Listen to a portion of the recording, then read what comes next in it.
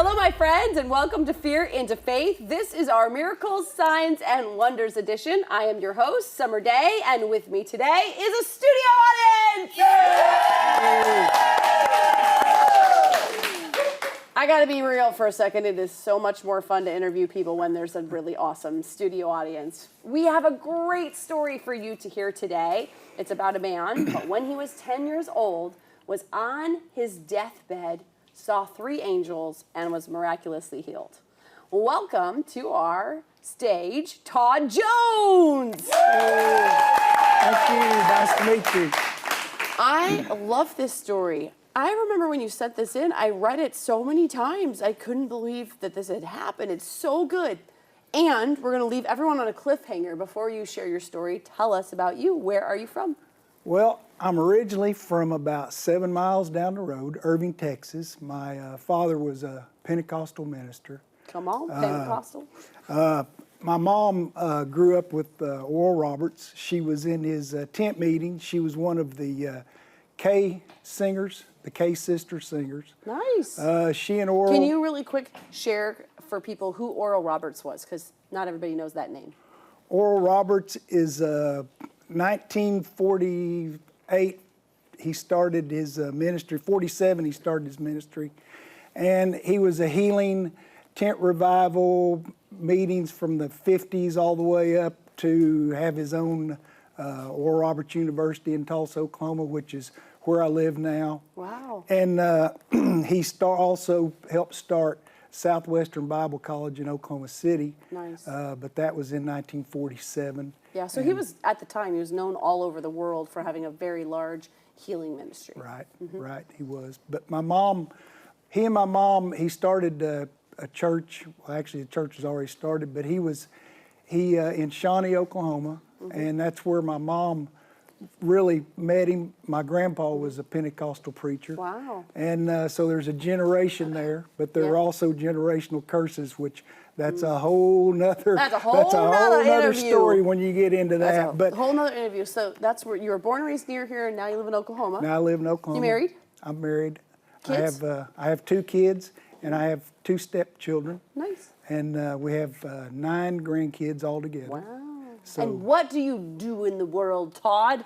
Well, in the world, I worked for Ford Motor Company, and I retired about 10 years ago. Wow. What you doing in retirement? Well, I got to they forced me into retirement basically because they shut the plant down, and they decided to make the glass somewhere else cheaper, which it is what it is. That's just how things go these days. Yeah. So they shut the plant down. I got a couple of, I did, was able to get a retirement. I got a couple of part-time jobs. They closed the second job I had, they closed them down. They were bought out, and that was right before COVID hit. So I was drawing unemployment, and then when COVID hit, I thought, well, I really don't want to get out and have to fight all that and wear the mask, so I just went into full retirement and just kind of became the housewife, so to speak. Did you wear a fluffy, frilly apron? No, I didn't. No, okay. But I have a Halloween costume. Nice. I don't think I want to know about that. But anyway, now since then I've become ordained, so I'm a minister. But the backstory to that is I'm a backslider. My father was a backslider. My grandfather was a backslider. You're from a long line of backsliders? And that's where the generational curses I was talking about come in, because they were Pentecostal preachers, and there's more. I believe there's more that goes on in the church. There's more people that probably nowadays, it's just the way things are. They're not as charismatic.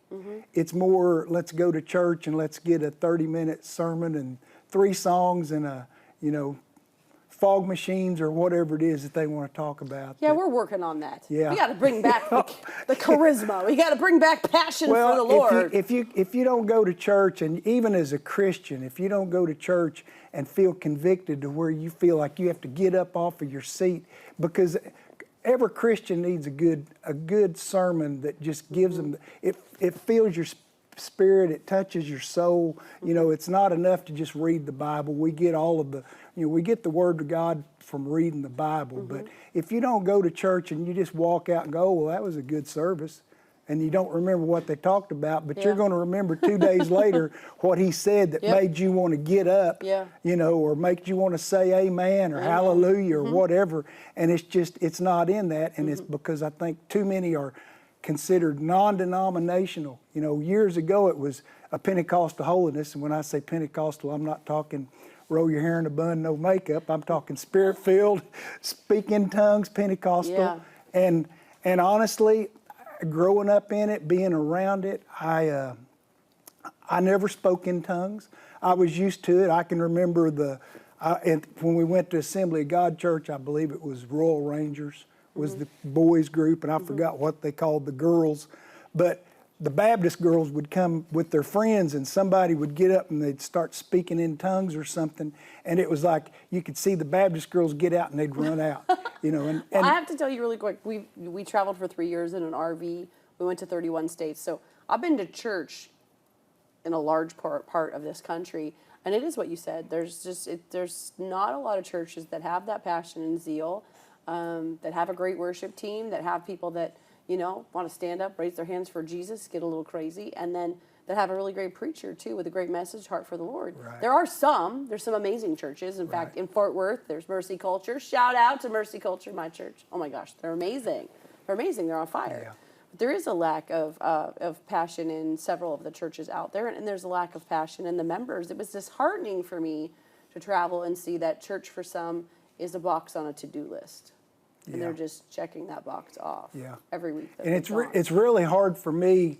It's hard for me to find a church. I mean, you know, I think with the COVID and the online churches, it almost made it. I think someone earlier was talking about your contact and connection. And we Chris do Doherty need. talks a lot about the power of connection. Right, we do need contact and connection because now I can get more out of a service.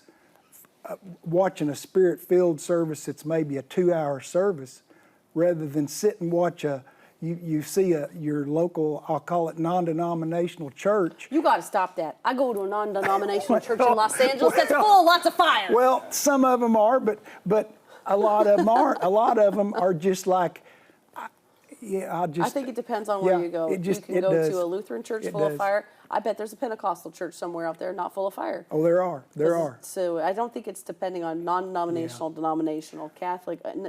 It's people. People are what makes the church, and leadership. Right. Starts from the top down. And I think a lot of the churches went to the non-denominational because they can get, and I understand what you're talking about non-denominational. Don't go political on me. Don't go political on me, Todd. And I'm not going political. all I'm going about is it's easier to get everybody in because it's hard to get. Maybe. If some people won't go to a church if they think that they're speaking in tongues or if there's shouting or dancing or what. But if you read running. If they're speaking in tongues, they're shouting and dancing. That's my church. Yes. But there's so many people that don't do that, and if you read the Bible. I hear you. Okay, I got to pause you real quick.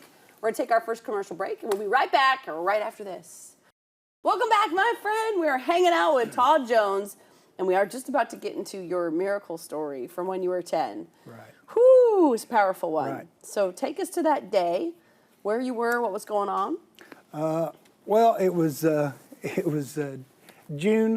28th, 1971, and 1971 in Oklahoma was extremely hot.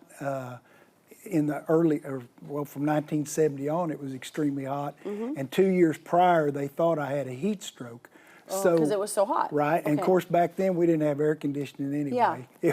It was you had your windows open and you just enjoy the breeze and everything was different. Well, anyway, we were playing baseball, and of course back then too we had like a cotton everything. We had like a big thick shirt and the full length pants where now they pretty much play in shorts. But so anyway, I'd been at a ball game and it was like 102 degrees that day, and went home, and I wasn't feeling good. And so then the next day, I woke up.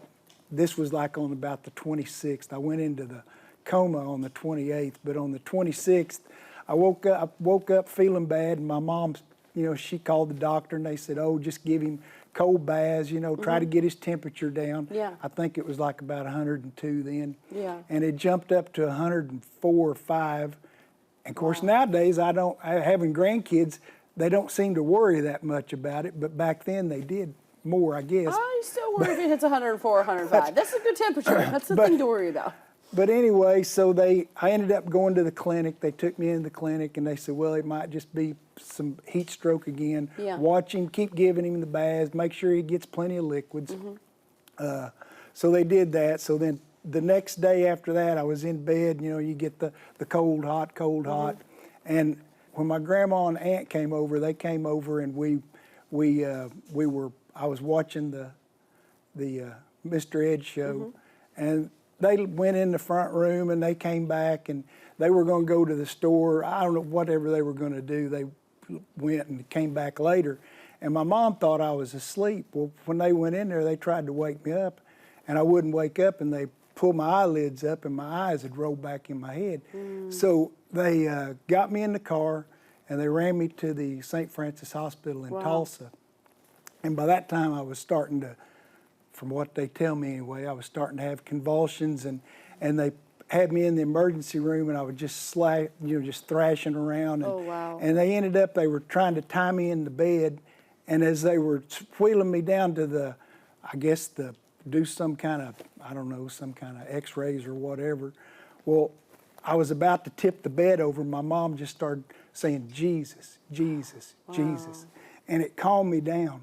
So anyway, and I'm going to say long story short, by the time they figured out what I had, it took them about, I'd say probably 16, 18 hours. And they did a spinal tap. I had encephalitis and spinal meningitis. Wow. And they in a Catholic hospital, they'll give you a last rites pin to put on your bracelet when you're going to die. So the doctor said, well, he's probably got 8 hours to live.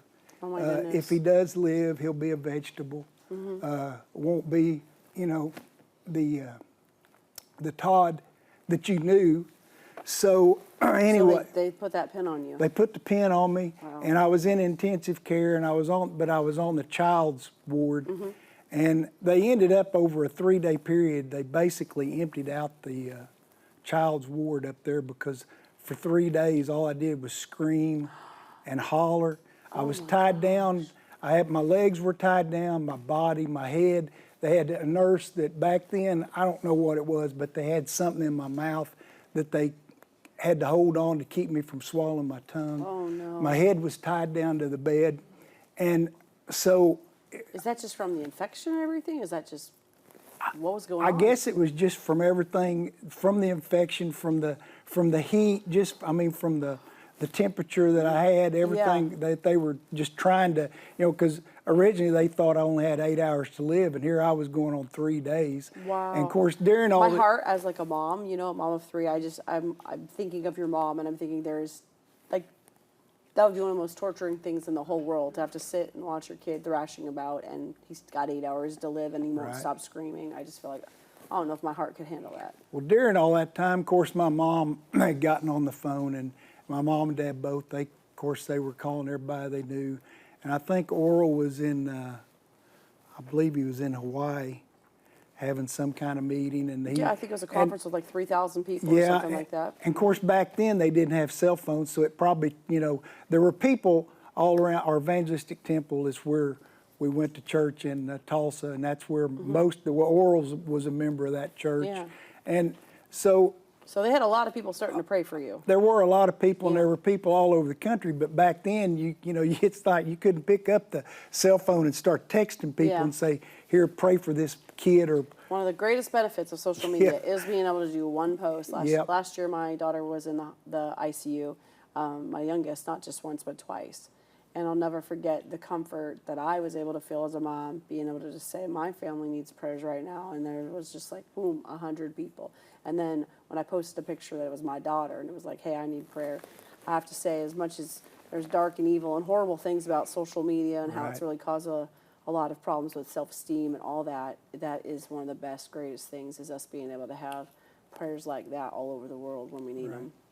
Yeah. Right. Well, I'll back up just a little bit and say this, that the devil is out to get everybody that's got a calling. Yeah, for sure. And my mom had TB, and they were married for 9 years before I was born. So I was a miracle to even be there to begin with. Wow. And then to have this, so anyway, you know. So you were thrashing around for 3 days, and 3 days nights. Just, I mean, literally, they said that the kids couldn't go to sleep. But I was, you know, I was behind doors. You know, but it just was total screaming the whole time. And I guess it's because the pain was so bad. Wow. They said when my mom, and I don't like. I'm gonna have to back up just a little because I don't tell this story very often. But I was saying stuff about, I don't want to die. Excuse me. Okay. Let me out. But I think it was the pain of the infection in my head. But anyway, coming out of it after the 3 days, it was just a miracle. So the miracle point was I was laying in the bed, and I remember looking up. I'm going to stop you right now, and everybody's going to have to just lean in, hang on for the ride. We're going to take a commercial break. We'll come back, and then we're going to hear about the angels and everything else that happened next. Hello, my friend. We are back, and we are in the middle of Todd's story when he was 10 years old in the ICU, high fever, infection, thrashing around in pain for 3 days. And then you were telling us at the end of 3 days you kind of came out of it. When did you see those 3 angels that you talked about in the book? Well, when I came out of it, I was laying, of course I was laying on my back, and I couldn't move. All I could do was move my eyes. And I didn't know what was going on. Everything was white. Back then, the nurses wore the white, you know, the little white hats, the white dresses. I was trying to spit because I was trying to talk, and I had something in my mouth. So anyway, I guess one of them finally realized that my eyes were open, and they started screaming, and they're running, and doctors are coming in, and I'm still trying to say something, and I'm looking at whatever I can see stuff, and then they start taking some stuff loose, and they're asking questions, but I can't talk because they still, you know, they still got the stuff in my mouth. So when they take it out, I'm like, the first thing I said was, "Where am I?" And they were all like, "Oh my God, what the?" And then they start calling for my mom, and anyway, they get my head loose. I look over and I can hear this. The whole time I can hear Todd, Todd, Todd, Todd, and it just calmed me down. So I looked over and I could see my mom and Dad coming in. They were putting. I thought, are they angels? I mean, because they had white. And then I'm thinking they would make them put the stuff on top. They put stuff on. They put, you know. So anyway, they come in, and I kept hearing the Todd. And when I finally they started loosening me up, and they're asking me like what my name is, and I'm telling them my name. Where do I live? I'm telling them where I live. You know, they're asking me all kinds of questions, and everything they're asking me, I'm like, what? I kept saying, why are you asking me that for? I know who I am. And they're, of course, they're going, you're not supposed to be doing this. You're supposed to be dead. Let alone if you are, you're supposed to be a vegetable. That's what they said. Yeah. So then when I kind of looked up, there were 3 women at the end of the bed, and what did they look like? Well, they were in all white, which I thought they were nurses. They were in all white. Yeah. There was a white woman, a black woman, and a white woman. And the reason I know they were at the end of the bed, because I could see out a big window and I could see daylight. Wow. So as I was looking, they kept saying, Todd, Todd, Todd, you know, and I just got calm, and they came in and started asking all the questions, and so I didn't know who they were. You know, I couldn't figure it out. But there was so much other stuff going on, you know, that I'm like, you know, whatever. I don't know. It took, you know, they ended up. I had 2 more spinal taps to make. I mean, which those are not anything. I had one obviously when I was in the coma, so I didn't feel that one. But you definitely, as a little kid, you don't want to feel the needles going in. Oh yeah, those are not. So anyway, when it was all said and done, after let me see, I was in almost on the 3rd week, I guess it was, that by that time I knew everybody in the hospital. I mean, they kind of gave me free rein. You know, when I got to where I could walk, they were like, let him do what he wants. Wow. I mean, you know, whatever. But so I remember the doctors came in and I said, well, where's those other 3 nurses? And they like, what nurses? I'm like, the ones at the end of the bed.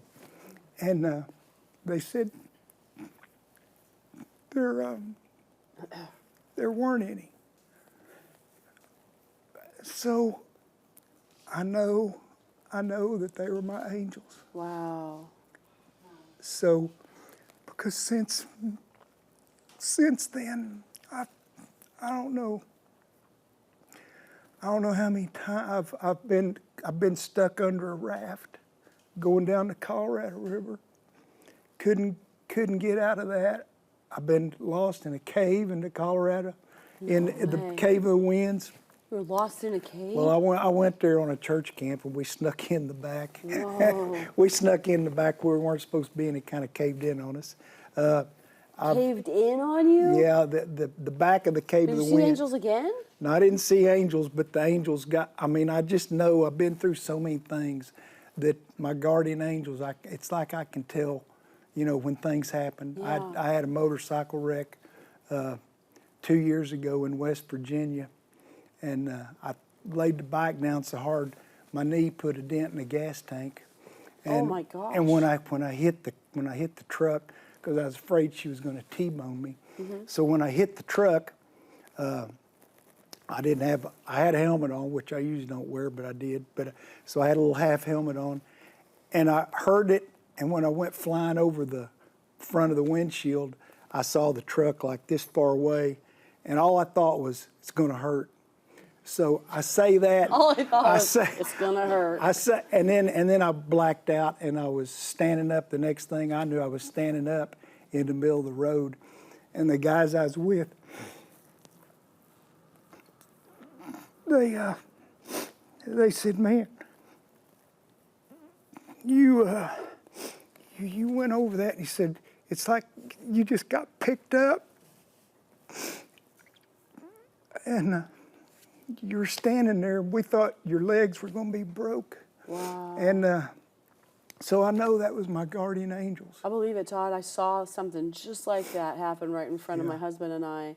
A guy was motorcycling in and out of traffic, and somehow he clipped the wheel, and the bike tipped, and it's spinning, and he's on his back spinning. And everyone was driving 70 miles an hour, and I'm telling you, everyone came to a screeching stop before anybody hit him. And I didn't remember hearing any of the sounds of screeching tires. And then he was standing, and I told my husband, I said, "There's no way. How did everybody stop?" And I saw it with my own 2 eyes. I said, "How did he got saved that day?" I was 100%. standing up, and I looked down at my legs, because I thought my legs would probably be like bent or broke or whatever. And I'm tapping them. Well, I'm all right, you know. So, you know, but I say this to say when I was So many times you have felt the presence of angels and knew that somebody Right. had to have been there with you. And as a backslider, what I said earlier, who's now come back, and I had already given my life back to God, but I hadn't fully given it back until the motorcycle wreck. Wow. But I'll say this: when I was under a raft going down the river. They'll tell you, if anybody's ever been, they'll say, don't try to put your feet down, because that's how people drown. They put their feet down and their feet will get stuck in a branch and it holds you down, and then you can't get out anyway. That's how people die. So I remembered when I fell out of that raft, it was a big one, there were like 12 people on there. When I fell out of it, I tried to float, because they'll tell you to float. Well, everybody else was getting in the raft and I was under it, and I was trying to push up. And never one time did I think God saved me. But I thought, I was stupid enough to try to grab my sunglasses as they were floating by. And at that point, because I didn't have any air left, and I was like, well, I'll probably have a little bit of air between here and, I can do that. So I, like that, and took the air in, and I felt the water going in too, and I still didn't ask forgiveness. Wow. And I didn't ask forgiveness again when I had the wreck on the motorcycle. People think all their life, as a backslider, I can live the way I want because I don't have to worry about it, because I'll ask Jesus to save me. You won't, because that's not in your mind. Because the reason it's not in your mind, the devil is not going to put it in your mind. Yeah. He's trying to take you out to begin with. Yeah. He's not going to allow you to go, Jesus, save me. Yeah. Because Jesus will save you, but you have to ask. Yeah. Even if you're especially if you're a backslider, because you know better. Yeah. But well, believe it or not, my friend, we're actually at the end here. Okay. You did an excellent, fabulous, and amazing job. Well, thank you so much for being here. I feel like I was holding my breath during your entire story. And my friend, I just pray that if you're listening to Todd's interview, especially what he was saying about if you're a backslider, that he will inspire you that your time is now to give your life to Jesus and to recommit your life to Jesus. And we'll see you next time. Thanks for watching.